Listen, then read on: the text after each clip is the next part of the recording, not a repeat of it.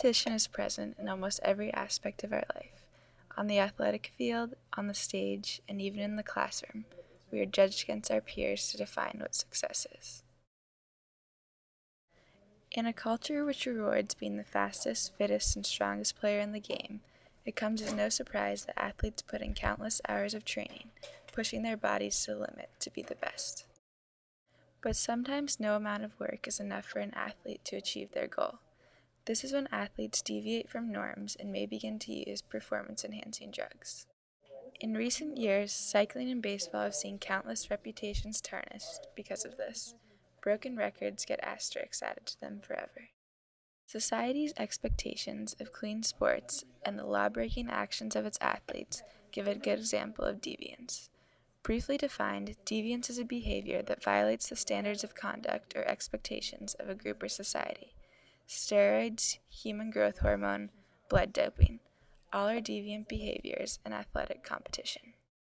However, athletes who engage in deviant behavior share many of the same goals and values as people who conform to league regulations, only differing in the means of achieving their success. This concept of similar goals leading to different, sometimes deviant behavior is Robert Merton's anime theory of deviance. In many, if not all, of the previous examples of deviant uses of performance-enhancing drugs, athletes are punished severely through suspensions, jail sentences, loss of contract, and more. Society develops a negative stigma of the perpetrators, which will likely last many years beyond their athletic careers. However, in another area of competition, the classroom, things are a little bit different.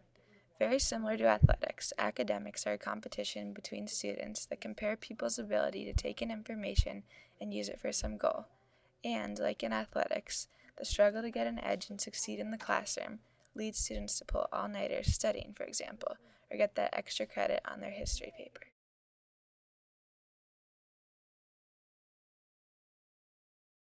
In school, the performance-enhancing drugs that are used most often are caffeine, Ritalin, and Adderall.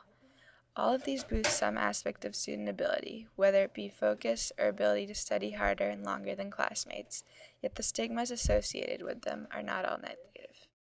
Actually, sometimes they are considered necessary, allowing a child with learning disabilities to maintain pace with his peers. Caffeine, too, seems almost necessary in today's world of 80-hour work weeks. Our question is this: where's the growth medicine for the short guy that wants to play in the NBA? In closing, it is worth mentioning that there remains one aspect of competition that both rewards and requires the use of performance-enhancing drugs, of steroids and HGH, and that is bodybuilding. Though dissimilar to academics in many regards, both are competitions that reward the use of stimulants, not punish them. So, in a world that measures success in IQ or inches around your bicep, which would you choose?